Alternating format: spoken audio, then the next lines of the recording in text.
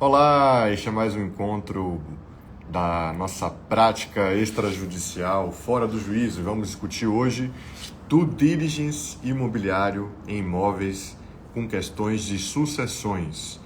Na live de hoje vamos discutir o que o advogado imobiliário deve levar em consideração na orientação para aquisição de imóvel de espólio e também vamos discutir algumas questões relevantes sobre a atuação do advogado imobiliário após esse contrato para regularizar o imóvel.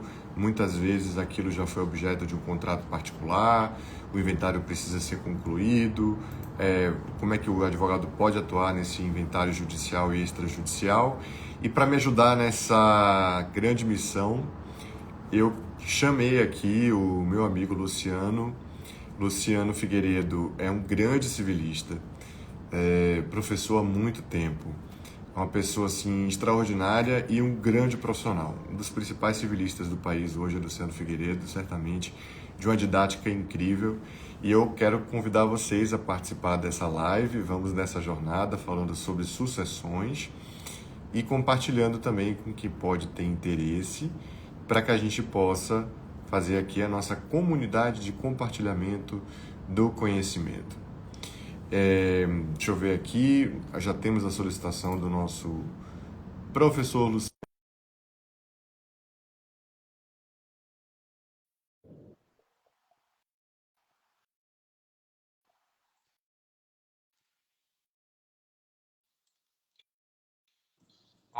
Olá, boa tarde, Oi, boa noite. Bernardo, como é que você tá, meu amigo? Tudo em Tudo paz? bem, meu amigo?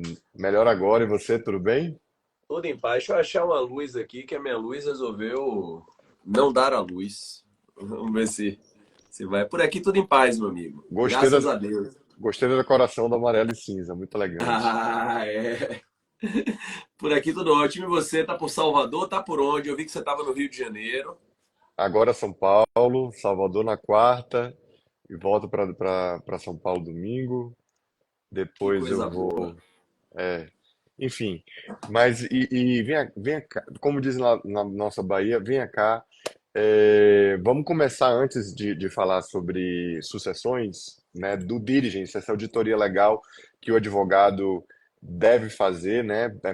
É contratado aí para fazer um levantamento desses herdeiros do espólio para uma aquisição imobiliária ou até atuar depois do contrato já ter sido pactuado, os herdeiros terem recebido valores. Eu queria aproveitar que eu estou com um dos maiores civilistas do país, Luciano Figueiredo, essa pessoa tão querida que quando entra em sala sempre dá show. Todo curso, especialização que eu me proponho a fazer, certamente vai ter o Luciano convidado como professor, porque é alguém que os alunos adoram, além de ter uma didática incrível. Lu, quero que você, aproveitando o nosso encontro aqui, a gente possa ouvir de você suas impressões sobre o novo Código Civil, o projeto que foi entregue ao Senado, há 2 semanas. Como é que você está vendo aí o panorama de novidades? Então, Bernardo, esse é um tema de polêmica, né? Nas últimas semanas, muita coisa tem se debatido em relação a esse anteprojeto de reforma do nosso Código Civil, tá bom? Algumas pessoas vêm criticando a velocidade em que o projeto foi elaborado, né? Outras pessoas criticam também a extensão do projeto, entendem que de repente, por se achar que se faria uma pequena reforma no Código Civil, sob o argumento de se fazer uma pequena reforma no Código Civil, está a se fazer uma reforma bastante extensa, são mais de 1.400 artigos, parece, alterados, segundo eu fiz um controle há um tempo atrás, na segunda versão que rodou aí na internet. Mas, Bernardo, eu prefiro sempre me ater ao copo meio cheio e não ao copo meio vazio, tá? E eu entendo que essa reforma ela vem em boa hora, sim, porque apesar do nosso Código Civil ele ter cerca de 20 anos, ele ainda assim é um projeto da década de 70, né? Um projeto que já nasceu velho, como vários livros já diziam quando da publicação do Código em 2002. Você, Bernardo, é uma testemunha viva e uma pessoa da era digital, você está aí, né? Um nômade digital, um cara muito ligado nessas novidades do notariado, etc. E você sabe o quanto a gente tem de mudança comportamental na última década, nas últimas 2 décadas, no que tange a questões contratuais, as questões de escritura, as questões sucessórias, as questões familiaristas.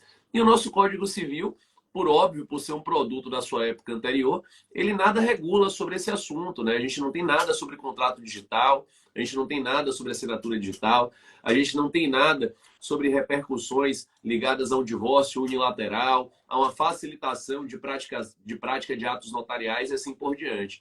Então, essas reformas que são feitas aí, são propostas, na verdade, essas mudanças propostas, eu entendo que darão outra dinâmica à vida social. Então, eu, particularmente, sou um entusiasta da reforma do Código Civil e eu acho que ela vem em grande hora. Sobre a velocidade do projeto, a comissão de juristas que foi instaurada aí para trabalhar nesse anteprojeto do Código Civil, nossa, é uma baita comissão, né? São pessoas extremamente dedicadas e antenadas, aí muitos ligados não só à prática forense, mas também à docência, pesquisadores, e eu entendo que foram belas escolhas. Eu acho que o projeto de reforma vem em boa hora. Olhando especificamente para o direito sucessório, que é o nosso tema de hoje aqui do nosso bate-papo, a gente tem reformas muito marcantes, né? A gente tem, por exemplo, a possibilidade no Brasil de se estabelecer no pacto antinupcial a renúncia ou exclusão sucessória. Esse é um tema que há muito vem sendo aí clamado pela sociedade, né? Já foi objeto, inclusive, aí de código de normas no Rio de Janeiro, por exemplo. Você estava aí recentemente, um artigo que vem sendo muito debatido, se é legal ou se é ilegal esse artigo do Código de Normas. É um assunto da ordem do dia, dos nossos amores líquidos aí, das nossas questões sociais. Muita gente quer eleger um regime de separação de bens e não quer regular nenhum tipo de participação sucessória. Hoje não pode, mas com o advento dessa reforma, em passando esse projeto de reforma, vai ser possível, vai ser viável. No que tange a questão da ordem de vocação hereditária, a gente tem um restabelecimento, isso é muito curioso, um restabelecimento de como era no Código Civil anterior. A gente vai acabar com aquela concorrência sucessória do cônjuge com os descendentes, do cônjuge com os ascendentes, que vamos combinar, meu amigo, deu foi confusão desde que esse Código Civil foi instaurado aí, né, chegou e ganhou vigor. Foram muitos os debates jurisprudenciais até os temas serem pacificados e mesmo com as pacificações ainda tem muita discussão relacionada a este assunto. A gente tem também, Bernardo, uma simplificação em relação aos testamentos, tá? O testamento vai se tornar um ato mais fácil de ser praticado, inclusive a inserção do vida ao testamento, que ganhou muito espaço com a questão da Covid, da pandemia da Covid-19. Muitas pessoas, da noite para o dia, confinadas, passaram a fazer vida aos testamentos antes do provimento 100 lá, do notariado, enfim. Não tinha como é que faz, né? E aí fazia vida ao testamento, e aí é válido, não é válido, como é que funciona isso? E a gente tem agora no Código Civil esse regramento. Então vem muita coisa legal, muita coisa bacana. Eu estou muito entusiasmado, como eu dizia, com esse anteprojeto de reforma. E eu penso que na média vai ser um grande ganho para a sociedade, porque o Código Civil é o Código do cidadão, né? Todos nós nascemos, todos nós casamos, temos união estável, temos algum tipo de relação, pelo menos a maioria de nós, durante a nossa existência. Nós abrimos empresas, adquirimos posse, propriedade, né? Transmitimos obrigações, cedemos herança, que é um tema que a gente vai tratar aqui, ou tratamos da sucessão de alguém. Código Civil é a lei do povo. Eu sempre digo que eu torço muito para que todos nós possamos passar a nossa vida sem ter nenhum contato com o direito penal, né? Que não sejamos nem autores, nem vítimas de nenhum tipo penal, que é muito difícil nos últimos anos, né? Infelizmente. Mas passar a vida revelando o Código Civil ninguém consegue, Bernardo. É impossível. Já ingressar no registro de imóveis é algo sempre agradável, né? Cada vez que o cidadão ingressa ali no registro de imóveis é potencialmente boa coisa. Meu Isso. amigo, do Código Civil, o setor imobiliário registral e financeiro está preocupado com a institucionalização do inadimplemento substancial, da teoria do inadimplemento substancial. Acredita-se que vai levar a uma judicialização excessiva, porque as pessoas simplesmente deixariam de pagar as prestações para entrar com a ação, porque a tese é essa, né, de que já se pagou um montante relevante. E o que a gente vê hoje no Brasil é um movimento de desjudicialização, de tirar o volume de ações do judiciário, e essa seria uma medida, para além da questão de excessiva judicialização, de impacto econômico, porque alguém presta dinheiro, tem expectativa de receber 100% do valor, né? Imagina os processos extrajudiciais de alienação fiduciária sobrestados por conta de uma liminar, porque o devedor entrou, ou então já arrematado bem, uma outra pessoa alegou isso, depois a decisão saiu. Enfim, são situações ruins. Eu acho que na parte eletrônica a gente tem um retrocesso, porque está se propondo a assinatura apenas do ICP como assinatura eletrônica. Você acabou de mencionar agora um testamento que vai ser uma eletrônica atípica, né? Porque é uma gravação com biometria, uma manifestação de vontade que é válida. Então tem até essa contradição dentro da proposta. Mas eu acho que o projeto acerta muito também.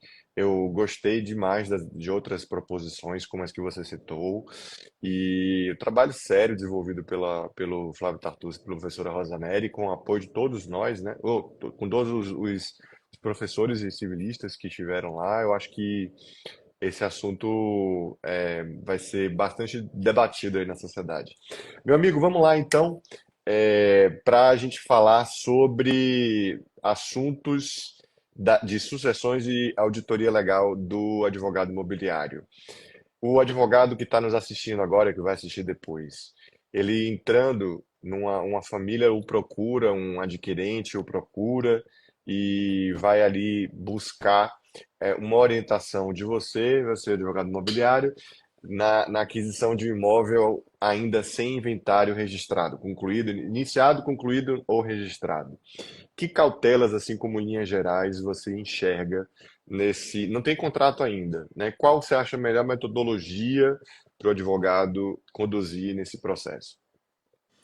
Essa é uma questão muito do dia a dia, Bernardo. É uma pergunta que a minha é feita com certa frequência, né, pelos colegas aqui, seja nas especializações que você coordena, que eu tenho a alegria de dar aula, né, aqui na Faculdade Baiana, no próprio SES, até na especialização que nosso amigo Gomide coordena também, lá no ILM, em Recife. Então é uma pergunta que é muito corriqueiramente feita. Primeira coisa que a gente tem que se lembrar aí é que a aquisição de um imóvel que ainda está em processo de inventário é uma aquisição que envolve algum nível de risco, tá? Então, a pessoa que está fazendo essa aquisição, ela tem que ter em mente que ela está fazendo um negócio aleatório. Na verdade, existe uma área, existe um fator de risco, um fator de variação, que obviamente cabe a nós que advogamos na área, e como você bem pontuou ao realizar essa due diligence, cabe a nós aí fazermos um estudo na tentativa de reduzir o risco ou se verificar qual é o efetivo impacto de risco que pode acontecer nesse tipo de situação, nesse tipo de demanda. A segunda coisa que a gente tem que prestar muito atenção é que às vezes a gente olha para o inventário e tem lá uma fazenda, um apartamento e um carro, né? E aí o sujeito quer comprar a fazenda, vamos supor. Ocorre que a cessão de herança, por exemplo, é um instrumento que não pode dizer respeito a um bem singularmente eleito. A cessão de herança é a cessão do quinhão hereditário e que vai saber se aquele bem que está no processo de inventário chegará até a partilha, porque, em tese, se o falecido tinha muitos débitos, por exemplo, aqueles ativos podem ser corroídos pelos credores durante o inventário e na partilha, talvez, eles não cheguem na forma que você está querendo que ele chegue. Então, essa é uma segunda questão que a gente tem que sempre ficar atento e advertir aos clientes. Aí, basicamente, duas formas, né, que as pessoas costumam fazer esse tipo de negociação. A primeira delas é a cessão de herança, tá? Então, é um instrumento jurídico, está regulado no Código Civil, não é novidade, não é algo que está sendo inventado por ninguém, está lá no Código Civil, 1793 e seguintes, regula sobre a forma, né, a maneira que deve ser realizada, a preferência, a gente já vai tratar sobre isso.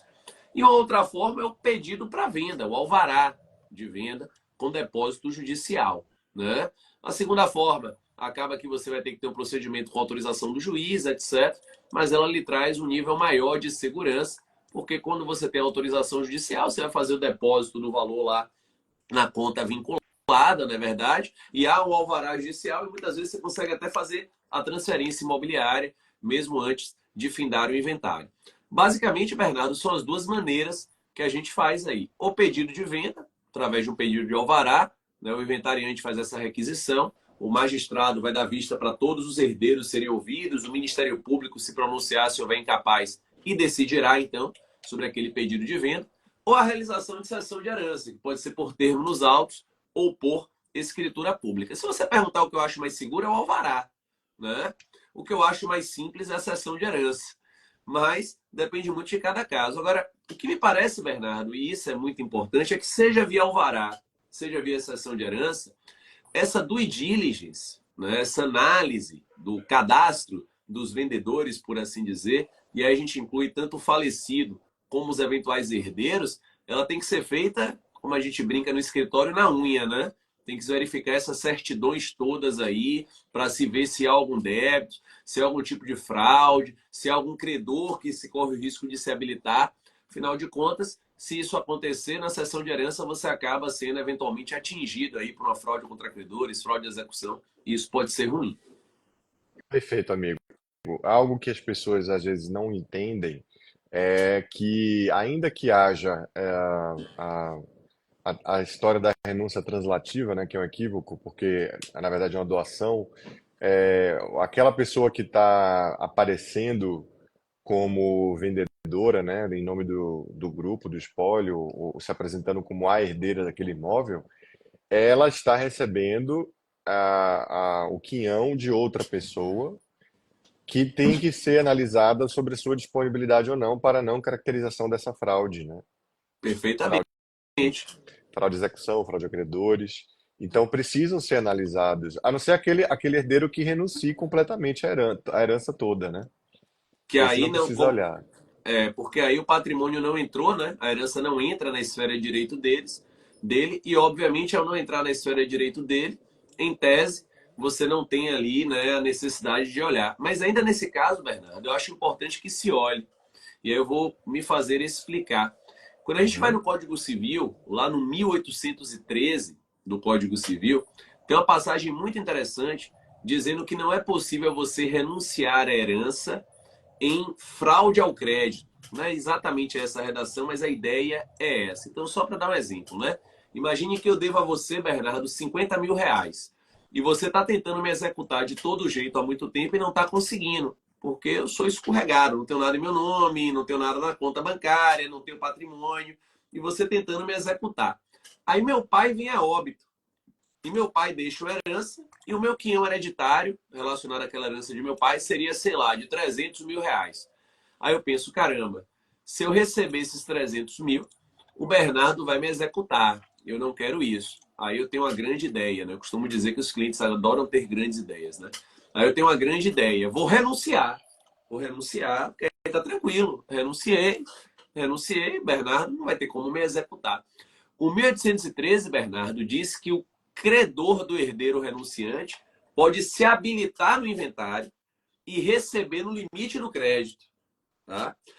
Então você receberá no limite dos seus 50 mil, por assim dizer. E aí, Bernardo, tem uma situação muito curiosa aqui. Eu recebi outro dia uma pessoa no escritório com esse problema, a gente está analisando lá. O sujeito renunciou 300, devia 50. O credor se habilitou no espólio do pai dele, juntou a comprovação do crédito, recebeu 50. Só que a renúncia é irretratável, né? A diferença não volta para ele, não. Foi renunciada. Está lá no multimóvel e vai ser repartilhada entre os outros herdeiros. Ele estava querendo repatriar esse valor, né? Ele falou, não, já que meu credor me executou, eu queria então desfazer essa renúncia. Olha, não dá. A renúncia em tese é irretratável, né? É irrevogável. Uma vez realizada essa renúncia, a gente não vai ter como retornar em relação a ela. Então, às vezes é importante você analisar, mesmo do renunciante, porque você pode ser surpreendido, por assim dizer, com esse tipo de situação. Uhum. Interessante seu ponto aqui também. Eu acho que é um ponto que pode ser levado em consideração, né, na situação de potencial insolvência. Agora, se o credor, depois da alteração da 14382, ele não se manifestou até a conclusão, ele vai perder o direito, né? Sim, essa lei foi muito bacana, Bernardo, porque ela estabeleceu um marco objetivo, né? É, E a gente precisa ter alguns marcos objetivos no Brasil, né? Porque assim a coisa às vezes fica muito insegura, a coisa fica muito solta, na verdade. E aí você está coberto de razão. Se ele não fez essa manifestação, aí um abraço. né? Não, A não De vai ter essa Souza, prerrogativa. a De Souza disse e pergunta: e quando os herdeiros não tomam posse da herança do pai e quando vão fazer o inventário da mãe, descobrem que uma parte da herança do pai foi penhorada em dívida de um cunhado? É, como é que uma parte da herança do pai foi penhorada em dívida de um cunhado se a herança é do pai, se o imóvel é do pai, porque não foi feito o inventário do pai, né? Assim, porque veja, o pai morreu só para entender, aí você me corrige, viu, de Souza, porque provavelmente você pode me enriquecer nessa informação.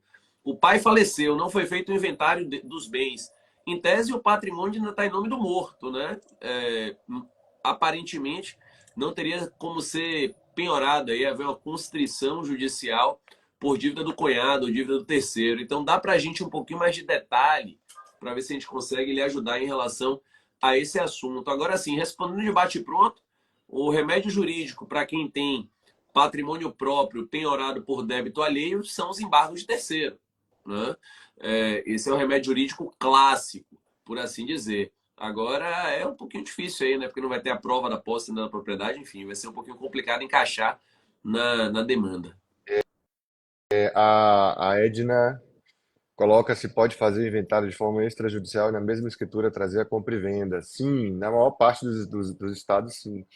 Eu dizia sempre que sim, Luciano, até descobri que tem um código de normas que exige que sejam escrituras separadas de um estado. Bernardo, o código de normas ele é fantástico, ele sempre traz uma coisa curiosa, né? Assim, tem umas exigências assim, e tem alguns estados que a gente fala, gente, mas para que isso? Não, doutor, tá no código de normas. O fundamento é esse, assim, não, não vá para além disso aí, não, que o senhor vai me arrumar problema. Tá lá, tá exigindo, vamos fazer.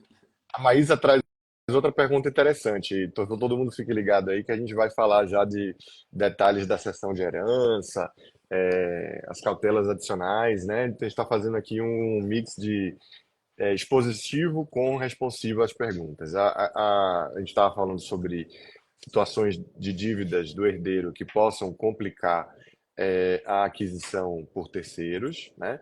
E a Maísa coloca, se houver indisponibilidade de bens em nome de um dos herdeiros, esse herdeiro renunciar e esse herdeiro renunciar à herança, haverá algum problema para a transferência, Luca? O que você acha? Não, não haverá nenhum problema para a transferência. A dificuldade é só o credor desse herdeiro renunciante querer se habilitar no inventário para aceitar a herança no limite do crédito, né? O problema se estabeleceria nesse momento. Mas não vejo problema, porque ele renunciou, não entrou na esfera de direito dele, ele não está recebendo patrimônio. Se não houve renúncia, porque ela não, ela falou de renúncia, ela Ah, falou então, assim, de se houver disponibilidade de bens em nome de um não dos era herdeiros renúncia, não, sem renúncia. e Aí esse vai herdeiro afetar. renunciar, haverá algum problema para a Ah, então transferência? tem renúncia, Tem perfeito. renúncia. É isso mesmo. Se ele tiver indisponível, se não tiver renúncia, o que que você acha? Se tiver indisponível e não tiver renúncia, se há problema de transferir para ele, herdeiro? Não, os impactos que uma indisponibilidade de herdeiro gera na venda desse bem que estava no nome do espólio, né? Ah, tá. Ok. Não no recebimento, na venda. No recebimento eu não vejo problema algum, porque É, acho que o credor vai achar ótimo. Tá sim. entrando ativo ali para Ele ele entra, mas não executar. sai, né? Exatamente. O problema é a venda. Na venda ele vai ter dificuldade, porque se ele recebeu o patrimônio no plano de partilha, ele passa a ser proprietário daquele bem, né? E a partir do momento que ele passa a ser proprietário, na venda vai ter a dificuldade de qualquer vendedor que tem disponibilidade em seu nome. Vai ser naturalmente aquelas mesmas dificuldades de praxe. Inclusive, a Maísa disse que os credores dificilmente ficam sabendo. Eu acho que, pelo contrário, os bons credores sempre ficam sabendo quando um devedor relevante falece, porque isso passa a ser público, né? Há programas e serviços que atualizam aí quando o CPF deixa de existir, ou, na verdade, ele passa por uma informação de óbito, né? Isso. Que ainda tem essa questão aí. Mas vamos lá, Luciano, o que que você acha então que deve ser um bom contrato de cessão de herança, por instrumento público ou particular? Que orientações você costuma compartilhar com os nossos alunos? Vamos lá, Bernardo. Primeira coisa que você já apontou aí, que é magnífica, é que a gente tem que se lembrar que para o Código Civil a cessão de herança, está lá no 1793, tem forma vinculada, ela tem que ser feita por escritura pública. Afinal de contas, a gente tem que se lembrar que o direito à sucessão aberta ele tem natureza imobiliária, né? O que tem mais a ver ainda com a nossa aula aqui, o nosso bate-papo de hoje, na verdade, sobre as questões imobiliárias. O artigo 80, inciso 1 do Código Civil, me diz que o direito à sucessão aberta tem natureza imóvel. E como eu estou cedendo o imóvel, a lei me exige, então, lá no 1793, a lógica de pensamento aí, a sistematicidade legal, tem que ser feita por escritura pública. Então, não dá para fazer por instrumento particular. Eu já vi, Bernardo, fazer promessa de cessão de herança por instrumento particular, o que seria viável. Porque o contrato preliminar, o contrato de promessa, está lá no 462 do Código Civil, ele exige todos os requisitos do contrato principal, à exceção da forma, né? A promessa tem sempre forma livre. Então, você faz a promessa por instrumento particular, às vezes você quer documentar alguma coisa inicial ali, amarrar aquela situação de alguma maneira, e lavra a escritura pública de cessão de herança. Por analogia, aí, mutatis mutandis, é o que a gente faz com a compra e venda de imóveis, né? Cujo valor ultrapassa a 30 salários mínimos, a gente faz ela lá por instrumento particular na promessa de compra e venda, e a compra e venda em si a gente faz por escritura pública. Então tem que ser por escritura pública. Uma outra coisa que nos chama a atenção também, Bernardo, aí, é que se o direito à sucessão aberta ele é imóvel, tem natureza imobiliária, e a cessão de herança, portanto, no final do dia é uma cessão de imóvel, a gente tem que se lembrar da vênia conjugal, tá? Que é uma coisa que algumas pessoas às vezes esquecem. Assim como a gente tem que lembrar da renúncia também à herança, porque você está renunciando um imóvel. Então, com base aí no 1647, inciso 1 do Código Civil, o entendimento que hoje é francamente majoritário, não é de hoje, é que você vai precisar dessa vênia conjugal, a não ser que você esteja lá no regime de separação de bens, enfim, ou algo do tipo, tá? Então, tem que fazer por escritura pública, tem que ter atenção à vênia conjugal, e se você está cedendo a um terceiro, você tem que dar preferência aos demais coherdeiros. E essa preferência tem que ser a famosa preferência tanto por tanto, né? Mesma condição de preço, mesma condição de prazo, forma de pagamento. Então, se eu estou cedendo por, sei lá, 300 mil em 10 parcelas de 30 mil, eu tenho que dar a preferência por 300 mil em 10 parcelas de 30 mil. E aí a lei diz que se eu não der preferência, o preterido, ele vai, obviamente, ajuizar uma ação, depositar o preço e haver um quião para si. Se tiver mais de um herdeiro querendo exercitar a preferência, a lei tem critério até de desempate ali, né? E diz que se os critérios são iguais, cada um vai participar no limite do seu quinhão hereditário. O curioso é que essa cessão de direitos hereditários ela não vai poder ser registrada na matrícula até concluído o inventário, né? Isso. Qual você acha que é o benefício de celebrar-se um instrumento típico, cessão de direitos hereditários, quando não se pretenda fazer uma venda? Na verdade, o alvará não vai precisar, né? Podia ser até um contrato atípico que o juiz vai dar o alvará baseado naquele negócio. Mas quais que você acha que são os benefícios de você fazer um instrumento típico de cessão de herança? Pronto, o primeiro benefício é que você consegue rentabilizar o espólio de alguma maneira. E falo para os vendedores, por assim dizer, né? Não raro, Bernardo, a gente tem vivenciado espólios com valores econômicos relevantes e liquidez muito baixa. Eu imagino que você já deva ter vivenciado isso também na sua experiência. Há uma cultura da geração mais antiga do que a nossa de ter investimentos imobilizados muito grandes. E aí a pessoa É, tem muitos imóveis e tem pouco dinheiro no banco. Aí quando ele morre, aí tem custo do inventário, aí tem ITCMD, né, o causa-mortes, aí tem honorário de advogado, tem uma série de custos ali, custos póstumos, que a liquidez bancária não dá frente, não dá conta. Né? Tem que pagar condomínio desses imóveis, IPTU, tem imóvel que está desalugado, uma série de situações que se geram. Então, nesse tipo de situação, você fazer uma cessão de herança, você rentabiliza rapidamente algum valor ali, porque já há um pagamento atrelado à lavratura dessa escritura pública, ainda que você deixe um pedaço do preço para o registro imobiliário, né? Mas há um pagamento ali na lavratura da escritura pública e é um valor que o espólio roda, né? Paga o ITCMD, etc., coisa e tal, consegue fazer a coisa caminhar bem nesse aspecto. O comprador, ele costuma, entre aspas, como eu estava até falando com você hoje um pouco mais cedo, comprar o problema, né? Ele compra um imóvel que está em inventário, um imóvel que ele está comprando através de uma cessão de herança feita por escritura pública, ou seja, ele não teve autorização judicial, e geralmente nesse cenário ele faz o que com o preço? Joga para baixo, né? É alguém que está precisando de dinheiro, etc. Ele dá uma chorada no preço e tenta ganhar nessa operação. Tenta ter a expectativa de que quando esse inventário for ultimado e houver efetivamente essa regularização do imóvel, eu vou ter um ganho financeiro em relação a esse patrimônio, porque eu comprei, adquiri esse patrimônio com valor depreciado. Quando você faz através de um alvará de venda judicial, você não consegue geralmente essa depreciação de saída. É uma depreciação um pouco menor, por assim dizer. Então, às vezes, faz sentido para o comprador, ele não está objetivando ali empreender rapidamente naquele bem, está comprando de repente para guardar um tempo mesmo, deixar ele valorizar. E aí faz sentido, às vezes, para o investidor lançar mão da cessão de herança. É verdade. É que na prática, eu vejo, a gente vê uma grande distorção da seção de herança, porque da maneira como o Código Civil coloca, me parece que ele fala seção de quinhão. Isso, E as pessoas fazem seção sobre um imóvel específico, perfeito. né? E aí, isso até é um debate que os registradores têm muito, porque quando você vai fazer uma negociação sobre um imóvel específico, não é uma cessão de herança com a subrogação descrita em lei.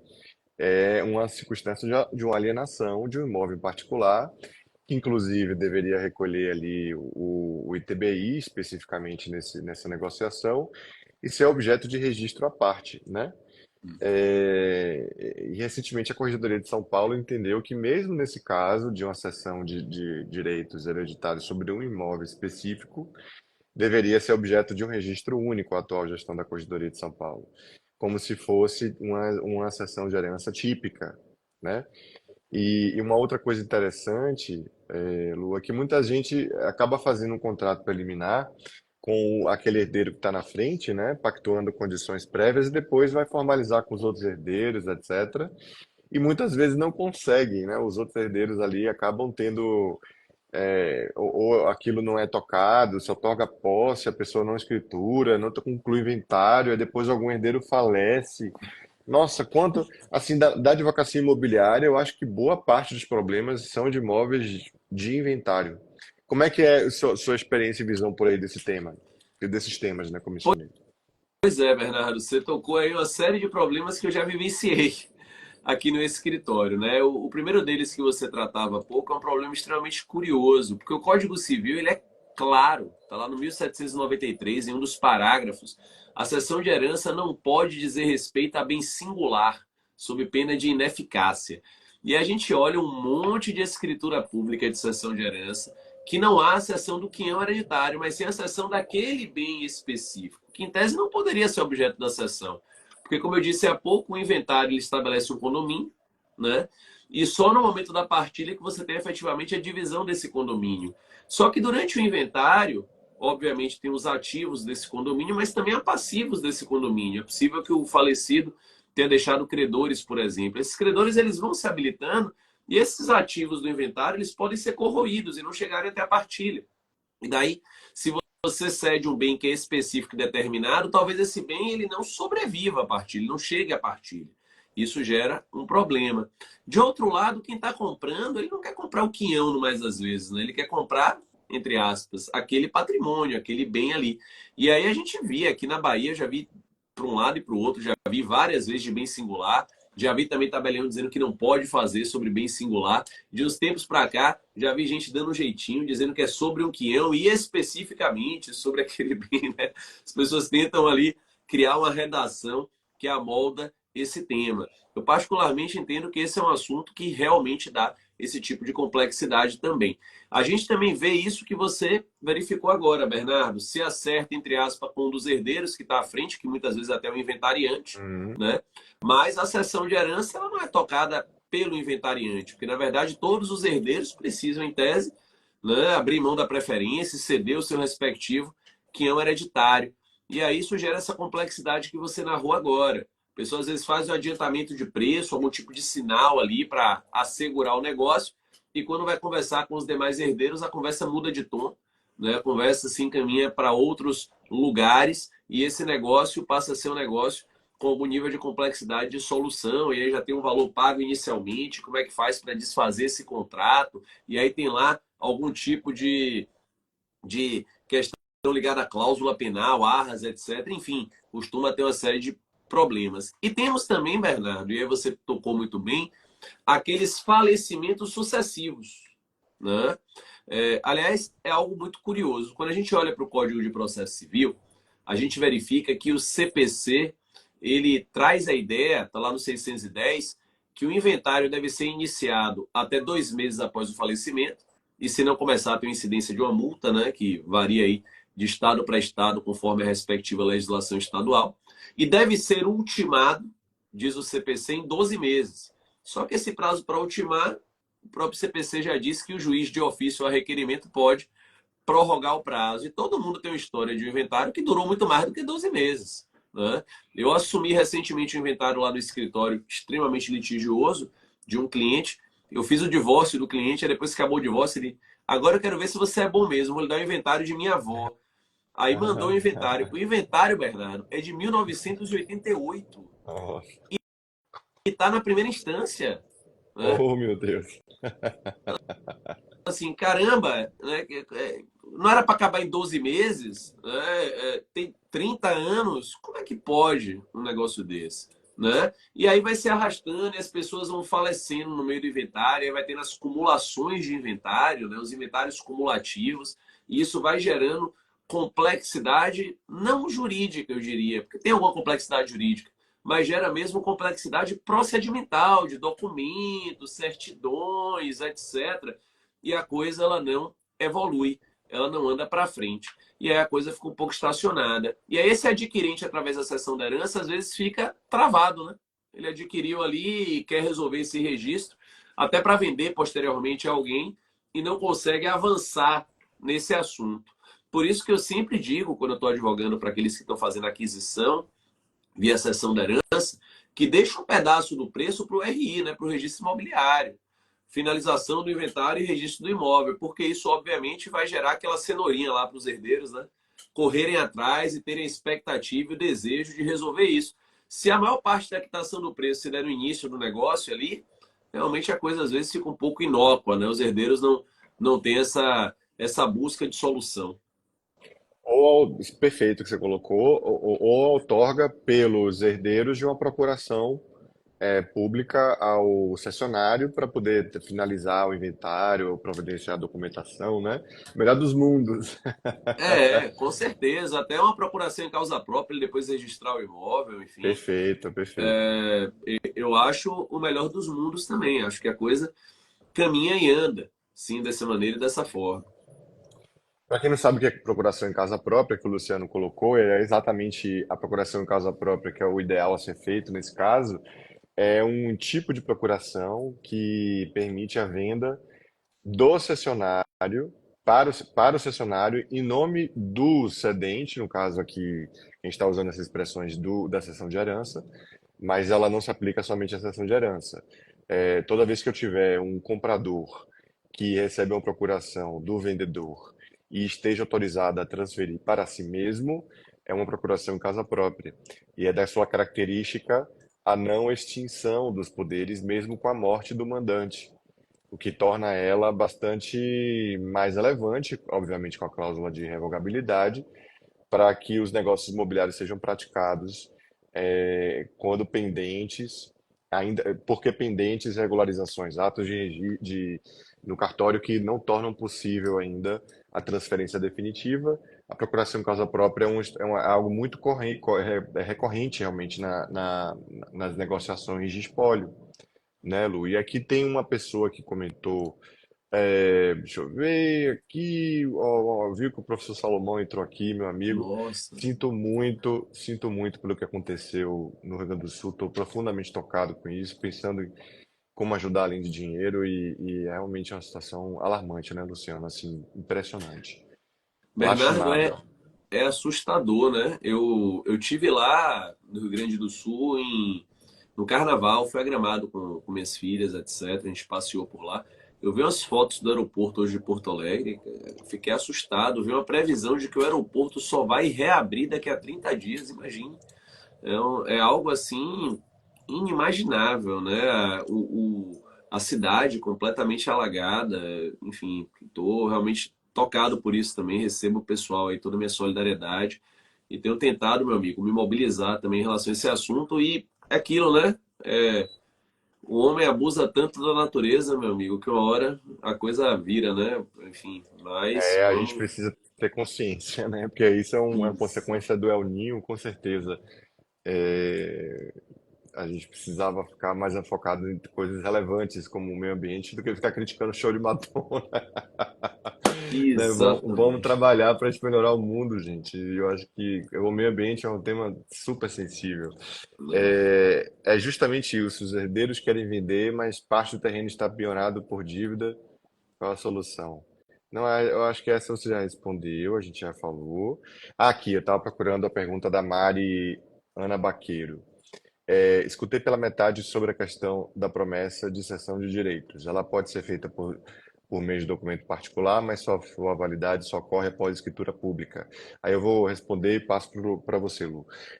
Toda promessa no direito civil e imobiliário, ela pode ser feita por instrumento particular ou por público. No Rio de Janeiro, por exemplo, é muito comum que promessas de compra e venda se opte por fazer pela escritura pública. Mas essa não é uma necessidade, porque não é um contrato definitivo de constituição, modificação, transferência de um direito real, que pelo artigo 108 do Código Civil é obrigatório que seja por escritura pública.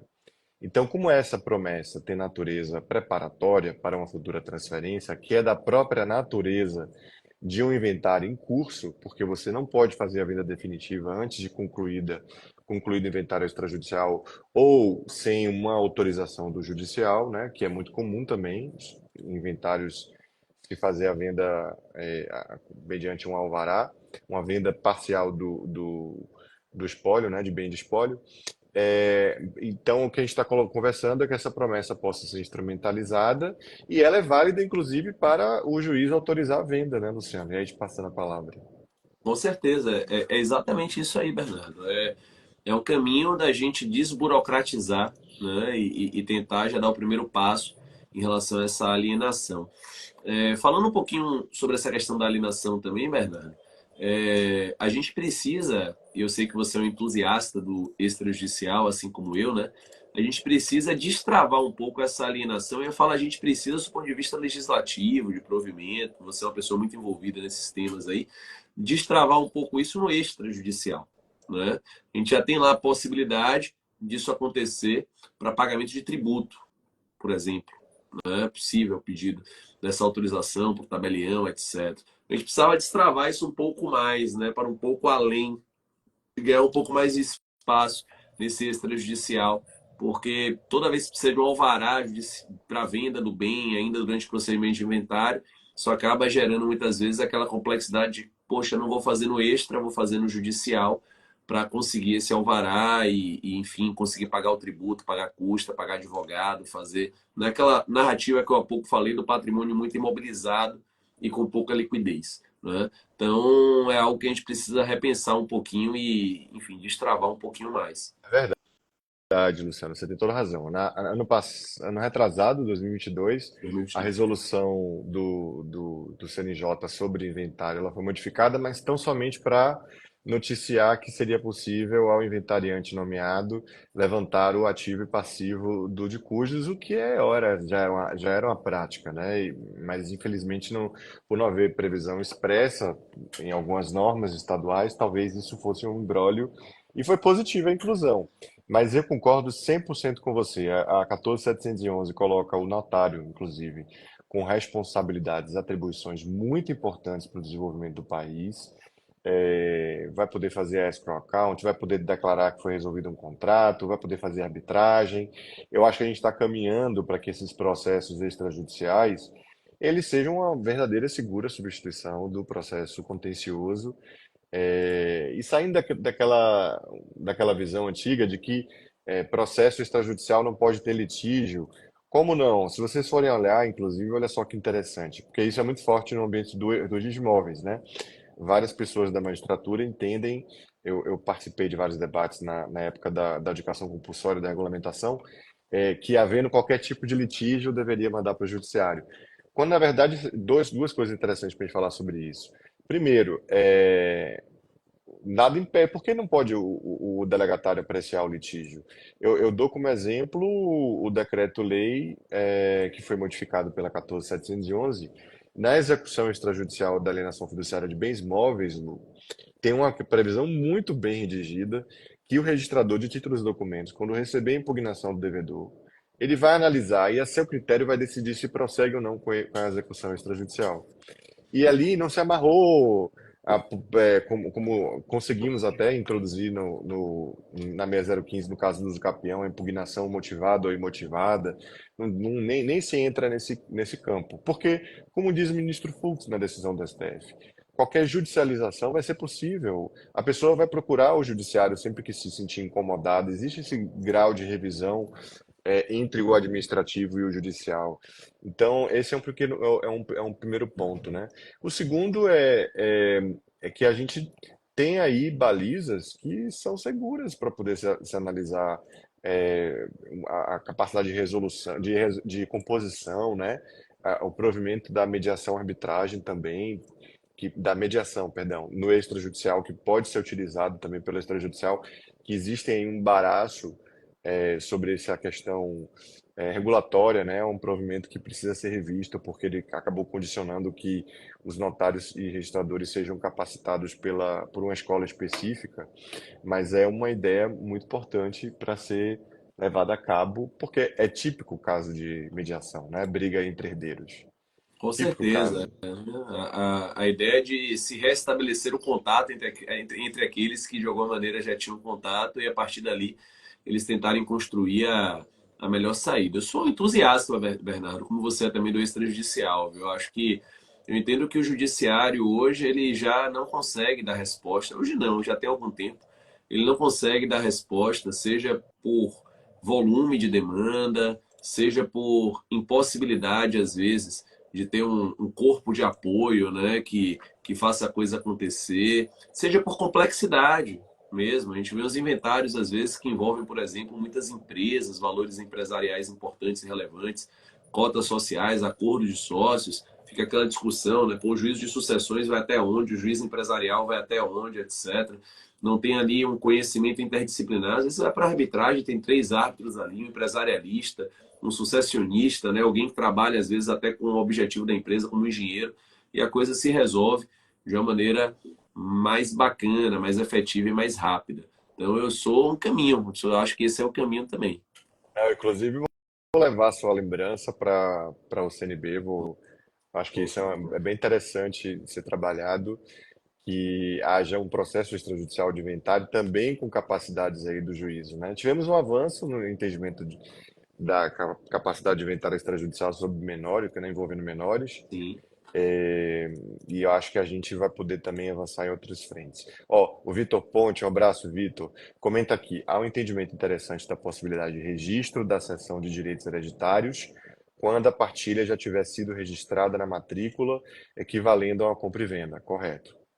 Bacana. Acho, inclusive, que a maioria dos registros fazem como se fosse registro de cessão de direitos hereditários. O meu ponto é que, se não for de quinhão, não é uma cessão de direitos hereditários, é uma compra e venda, né? No Então, final do dia, a sessão virou compra e venda. virou compra e venda, mas eu acho que a maioria registra como cessão mesmo.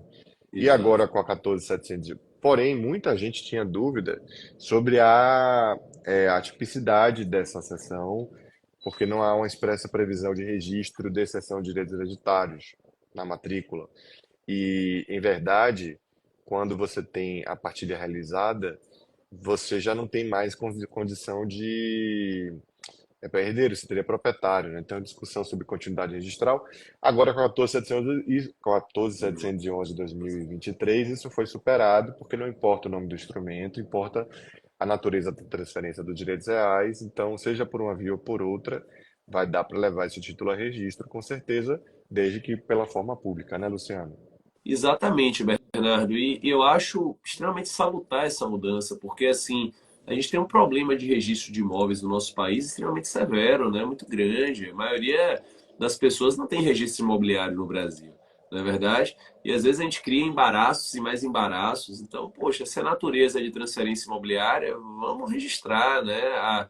A técnica aí tem que se encaminhar com o que efetivamente aconteceu e dar uma solução para esse problema. Não pode ser um empecilho, tem que ser uma solução. Perfeito. O Fábio Leônidas. Bom vê-lo aqui, Fábio. Em execução de dívida, o devedor faleceu no decorrente do decorrer da ação e foram realizados autos de penhora e avaliação esta pública sem intimação dos herdeiros. Então, é o devedor de cujos ele era réu nessas ações e os atos foram praticados sem a notificação dos herdeiros. Quais atos? Que eu não estou achando aqui. Penhora, auto de penhora, avaliação e a asta pública. Após a morte, não, tinha que comunicar, né? Inclusive porque com o falecimento deles, automaticamente pelo droit de cesine, né, foi aberta a sucessão e aquele patrimônio ali fica em condomínio em relação aos herdeiros, na verdade. Então eles tinham que ser comunicados até para que na asta pública exercitasse a eventual preferência na aquisição, né?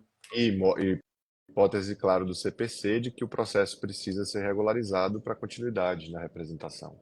Exatamente. Professores acham que é possível alegação de fraude? Essa pergunta é bem interessante do Felipe. Professores acham que é possível alegação de fraude à execução de dívida fiscal de credor de herdeiro, no caso de credor fiscal, no caso de alienação do imóvel por alvará judicial com depósito nos autos do inventário. Muito comum, o alvará se dá com débitos tributários pendentes de pagamento. Muito comum. E aí, geralmente, o patrimônio, não raro, ele está garantindo a execução, né? Mas aí o que acontece? Eu entendo que essa garantia se subroga no valor que está depositado na conta do juízo.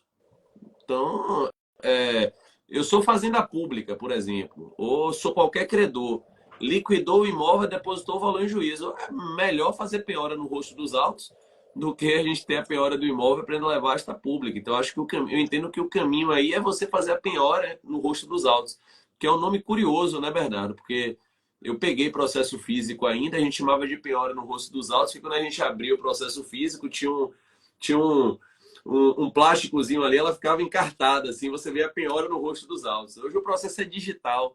Na verdade, devia ter algum lugar ali que ela ficasse no rosto dos autos, mas a gente continua chamando de penhora no rosto dos autos. Então, me parece que vai haver uma subrogação dessa garantia na quantia que foi depositada em juízo. E lembrando que se o juiz autorizou a venda, muito provavelmente teve concordância de todos os herdeiros e deve ter tido uma avaliação se o valor era próximo ao preço de mercado, né? Porque o magistrado não autorizaria essa venda de uma forma de preço vil ou algo do tipo, né? Com certeza. É o tipo de circunstância que pode gerar, inclusive, nulidade, né? Do ato depois, se houver fraude em alguém ou deixar alguém deixar de ser pago. É algo interessante essa pergunta também. Bem, meus amigos, vamos chegando aqui na nossa conclusão do nosso encontro. Foi rápido? Passou rápido, Passou Luciano? Voou aqui voando, 55 Bernardo. minutos. O bate-papo com Obrigado. você é sempre muito bacana, meu amigo. Uma alegria estar aqui com tanta gente interessada nessa segunda-feira, tanta gente aí buscando conhecimento nesse tema que você domina tanto e que eu tanto gosto, essa interface entre o direito imobiliário e o direito de sucessões. Obrigado pela oportunidade de estar contigo. Obrigado, Luciano. Também é uma satisfação estar aqui com você, grande expert do assunto nacional. Meu amigo, alguns avisos aqui. Falamos sobre várias coisas. Quem conseguiu entrar na live depois, nossa, a gente falou de promessa de cessão, a gente falou do instrumento da cessão, a gente falou de alvará judicial de venda, cautelas de levantamento do débito, renúncia de herança, Reforma do reforma do reforma Código do Código Civil. Civil, pontos interessantes de alteração no projeto do capítulo de sucessões. Falamos sobre as fraudes, falamos sobre a atuação do extrajudicial na condução do inventário extrajudicial, falamos outras cautelas também. E você pode, se o Instagram nos ajudar aqui, assistir essa live e mandar também para o colega. Muita gente manda mensagem depois da live terminada, porque algumas pessoas não conseguem pegar o início. Uma aluna, uma seguidora falou assim, mas eu quero que você possa fazer agora a live às 20 horas, que é um horário melhor para mim. Eu disse, não, não para mim, porque 18 horas eu estou ainda no escritório e consigo resolver minha vida. 20 horas aí é estender demais, perde-se um tempo grande, mas a gente consegue fazer na medida do possível aqui todos juntos. Toda segunda-feira, 18 horas, a gente segue falando sobre temas da série Fora do Juízo, que é a proposta de compartilhar com todos temas bem interessantes do mundo do direito imobiliário e extrajudicial, coisas que atuei na atuo como advogado, atuei na concepção como jurista, colaborei com uma questão. Essas questões aí que a gente está falando são do due diligence imobiliário, algo super relevante para a auditoria legal, ser feita por um advogado que conheça as técnicas de auditoria e vou estar com todos que quiserem participar de um curso gratuito, Lu, na semana que vem. Quem quiser Legal. se inscrever, está aqui o link na minha bio. Dia 14, 15 e 16, vou ensinar sobre auditoria legal, coisas aí que os grandes mestres como o Luciano também são fera em ensinar. Meus amigos, então, muito obrigado a todos que estiveram conosco aqui. Obrigado, Luciano. Um forte abraço. Forte abraço, Bernardo. Obrigado a todos e a todas. Um beijo grande, gente. Tchau. Tchau, tchau.